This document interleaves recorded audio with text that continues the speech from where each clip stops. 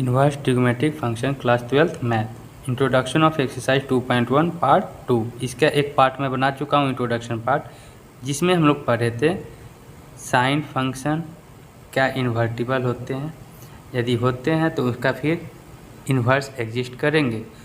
तो मैं यहाँ पे यदि मैं साइन फंक्शन का डोमेन और रेंज अगर बात करूँ तो आप लोग जानते होंगे साइन फंक्शन का डोमेन रेंज क्या होता है, रियल नंबर से लेके -1 to 1 रेंज यही होता है। लेकिन इन्वर्टिबल होने के लिए साइन फंक्शन में बताया था इसके इंट्रोडक्शन पार्ट में, ये डोमेन हो जाएगा और ये रेंज हो जाएगा। तो इसी का इन्वर्स, तो ये जब इस डोमेन में ये इन्वर्टिबल हो गया तो इन्वर्स एग्जिस्ट करेंगे। तो इसका इन्वर्स क्या हो जाएगा, साइन का जो रेंज है वो डोमेन हो जाएगा, साइन का डोमेन है वो रेंज हो जाएगा। तो ये सारा मैं पिछले वीडियो में हम लोग पढ़ चुके हैं। उसी तरह से कॉस का फंक्शन ये है domain range, cos inverse domain range. तो मैं 6 का टोटल 6 ट्रिग्नोमेट्रिक फंक्शन है, मैं टोटल 6 का यहाँ पे नोट कर चुका हूँ एक जगह। तो आप लोग भी नोट करना चाहते हैं तो नोट कर लें, और ये नोट ही मत करें, माइंड में आपको बैठाना है, क्योंकि आगे जब मैं बताऊँगा तो ये सारे यूज होंगे। तो ये कॉट का है, ये सेक और sec inverse, tan x tan inverse x, cosec x cosec inverse x। मैं ये फिर से नहीं बताने जा रहा हूँ क्योंकि यही चीज़ मैं पिछले वीडियो में बता चुका हूँ ग्राफ के साथ। चलिए नेक्स्ट अब स्टार्ट करते हैं। इसमें आगे का कुछ प्रॉपर्टी है इम्पोर्टेंट। क्या है, मैं बोल रहा हूँ कि साइन इन्वर्स x, ये x होंगे, कब होंगे x, ठीक है। ये क्वेश्चन इम्पोर्टेंट है, ऐसा तो नहीं है कि कुछ भी रहेगा यहाँ पे तो मैं वो लिख दूँगा, नहीं। बात को समझते हैं कि कह क्या रहा है। साइन ये क्या है, कुछ साइन के साथ है तो कुछ एंगल होगा। मैं लगा देता हूँ साइन, सपोज मान लीजिए कुछ है ये समथिंग, ठीक है। यहाँ पे कुछ भी हो सकता है, साइन एक्स वाई थीटा, तो साइन समथिंग। तो ये जब साइन समथिंग बन गया तो ये इसी फॉर्मेट का तो है साइन एक्स। तो साइन समथिंग है तो उसका डोमेन क्या है, -π/2 से π/2, और रेंज क्या है -1 से 1। तो ये जो भी होगा इसमें इनपुट दूंगा, आउटपुट क्या होगा x। तो रेंज क्या मिल रहा है मुझे, -1 से 1 मिल रहे हैं। तो साइन समथिंग है तो मैं यहाँ पे बोल सकता हूँ साइन समथिंग के जगह साइन थीटा भी बोल सकता हूँ। तो साइन थीटा का एक्चुअली में अगर इन्वर्टिबल का अगर बात ना करें तो उसका डोमेन रियल नंबर होता है और रेंज -1 से 1 होता है। लेकिन इन्वर्टिबल होने के लिए फिर मुझे ये r तो नहीं लेना होगा, क्या लेना होगा, -π/2 से π/2। मैं बोल सकता हूँ साइन थीटा -π/2 से π/2 to -1 से 1। यहाँ पे बात को समझिए, यहाँ पे कुछ भी डालेंगे, यही है ना, यहाँ क्या डाल सकता हूँ, इनपुट, डोमेन ही तो इनपुट हुआ, तो यहाँ कुछ भी डालूंगा इनपुट, आउटपुट क्या मिलेगा, रेंज। तो x कहाँ से कहाँ बिलोंग करना चाहिए, x बिलोंग्स टू -1 से 1। इसको मैं ऐसे भी लिख सकता हूँ, या फिर आप ऐसे ही लिख सकते हैं x greater than -1 less than equal to 1, ठीक है। या तो आप ऐसे लिखें या ऐसे लिखें। तो यदि मैं एग्जाम्पल इसका देखूं, समझूं बात को, एग्जाम्पल लेके चलते हैं तो आपको ज़्यादा क्लियर होगा। मैं यहाँ पे लिख देता हूँ साइन इन्वर्स 1। तो मैं लिख सकता हूँ डायरेक्ट 1, क्यों, ये 1 बिलोंग कर रहा है ना -1 से 1 के बीच में, 1 तो है ना इंक्लूडेड। यदि यही चीज़ रहता साइन इन्वर्स 4, तो मैं यहाँ पे आंसर क्या होता, कांट बी डिटरमाइन।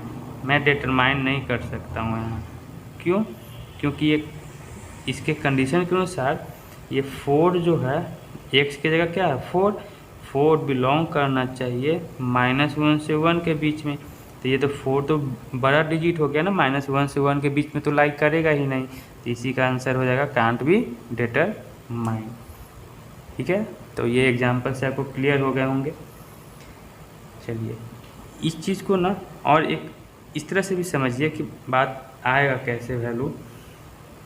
ठीक है, साइन इनवर्स 1 कैसे आते हैं, तो यहाँ पे एक और बताने जा रहा हूँ। मान लेता हूँ लेट y इक्वल टू, इस पार्ट को मान रहा हूँ साइन इनवर्स 1, तो साइन इनवर्स को इधर लेके आऊँगा तो साइन y हो जाएंगे, साइन y इक्वल टू 1। समझ में आ रही है ना बात को।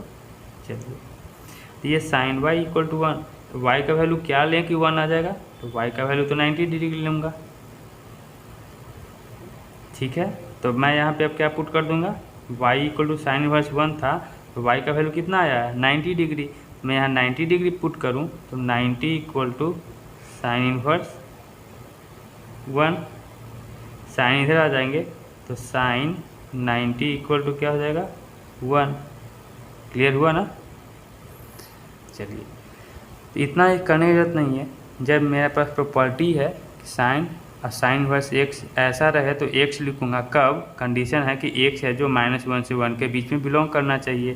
तो देखिए 1 बिलोंग कर रहा था तो 1 हो गया, 4 बिलोंग नहीं कर रहा था तो इसलिए कांट बी डिटरमाइन। ठीक है, चलिए तो ये था, तो ऐसा लिख सकते थे। तो मैं इसका थ्योरेटिकली पार्ट बता दूं कि if x does not belongs to -1 से 1 आया ना यहाँ पे, तो आंसर क्या था, कांट बी डिटरमाइन। तो मैं लिखूँगा answer can't be determine. Clear. चलिए नेक्स्ट आगे बढ़ते हैं। अभी यहाँ पे sine of sine inverse x था, मैं अब क्या लेने जा रहा हूँ, sine inverse of sine x. ऐसा रहे तो भी मैं x लिखूँगा, लेकिन कंडीशन है कि x का वैल्यू कहाँ से कहाँ बिलोंग करना चाहिए, वो कंडीशन मालूम रहेगा तभी तो मैं डायरेक्टली लिख दूँगा ना x। तो चलिए देखते हैं। तो साइन इनवर्स कुछ समथिंग, तो मैं यहाँ पे लिख सकता हूँ साइन इनवर्स समथिंग।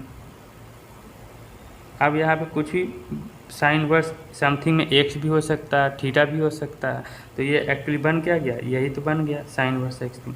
तो ये इनपुट में क्या जाएगा -1 से 1, आउटपुट क्या जाएगा -5/2। तो मैं यहाँ इनपुट दूंगा तो आउटपुट क्या मिलेगा x, तो x क्या x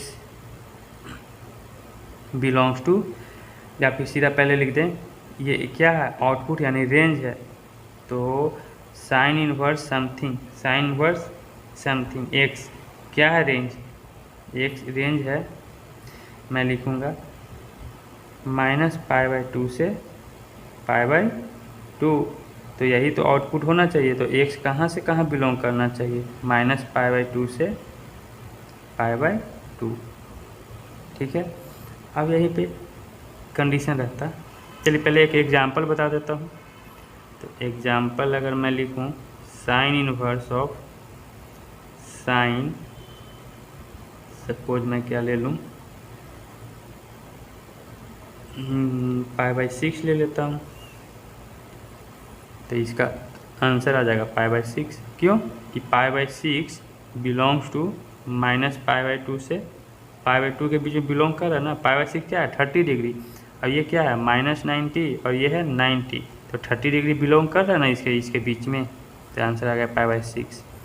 अब यही केस रहता, मैं बोलता क्या, इफ़ x जो है डज नॉट बिलोंग्स टू -π/2 से π/2, अगर x इसमें बिलोंग ना करे तो क्या होगा फिर, तो मैं लिखूँगा ट्रांसफॉर्म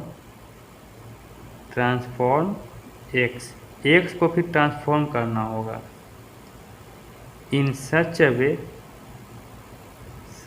वे डैट x जो है बिलोंग कर जाना चाहिए -π/2 से π/2 के बीच में। तो एग्जांपल देखूं, साइन इनवर्स साइन 3π/5। तो अगर डायरेक्ट आप यहाँ पे आंसर लिखना चाहें 3π/5, तो पहले फाइंड आउट कर लें कि 3π/5 होता कितना है। तो मैं इधर रफ में अगर करूँ 3 पाई होता है 180 इंटू 5, तो 5 से 5 3 जा 15 36, 6 3 जा 18, 1 3 3 जा 9 1 108।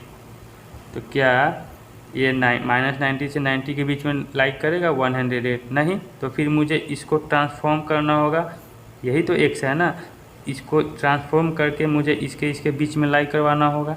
तो मैं इसको क्या लिख सकता हूँ, sine inverse of sine pi minus 2π/5 लिख सकता हूँ। ये चीज़ आपको सोचना होगा कैसे करूँ मैं। देखिए पाई में से 2π/5 माइनस कर देंगे तो 3π/5 आ जाएगा।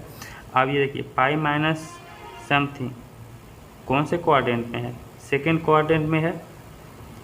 सेकेंड क्वाड्रेंट में तो साइन क्या होता है, पॉजिटिव।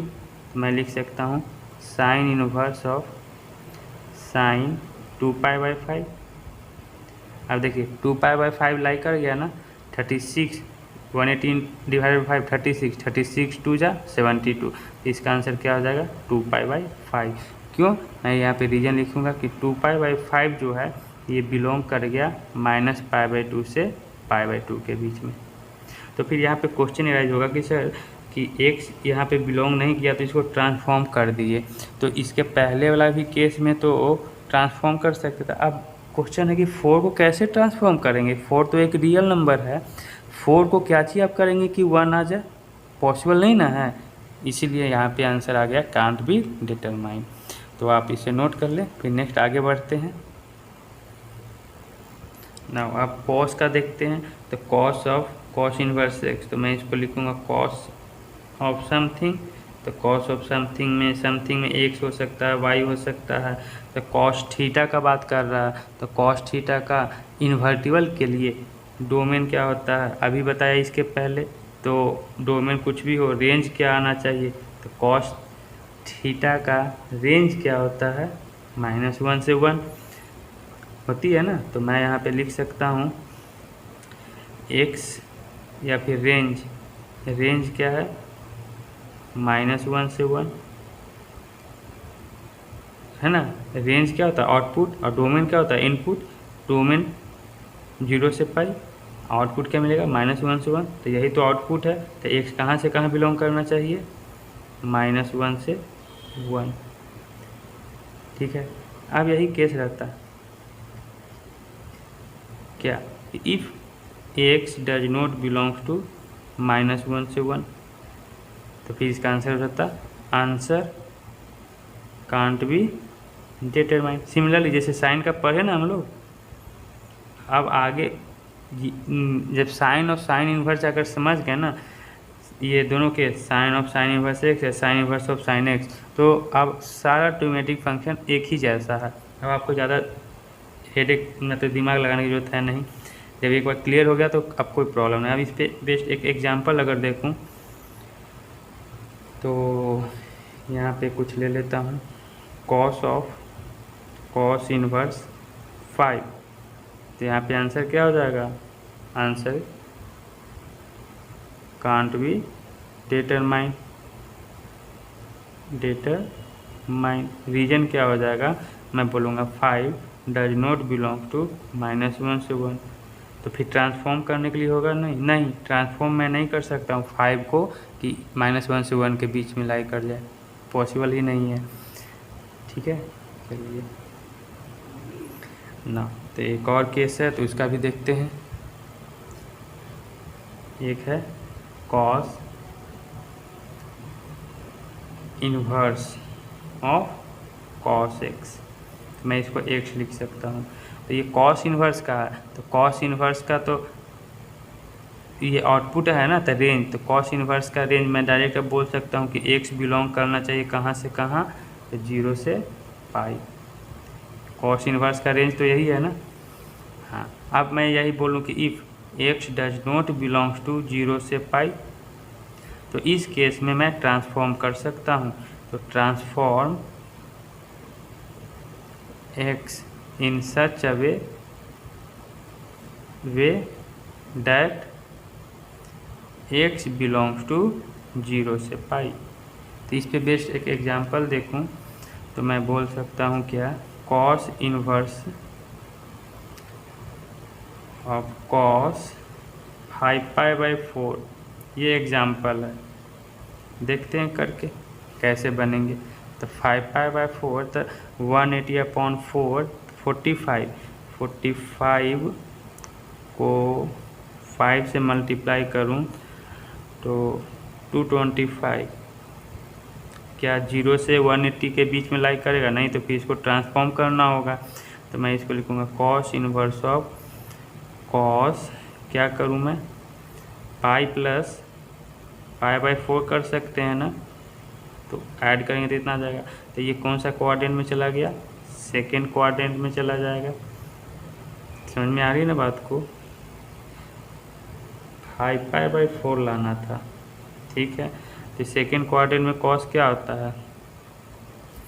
सेकेंड क्वाड्रेंट में कॉस निगेटिव होती है, तो कॉस इनवर्स ऑफ मैं लिखूँगा माइनस कॉस π/4।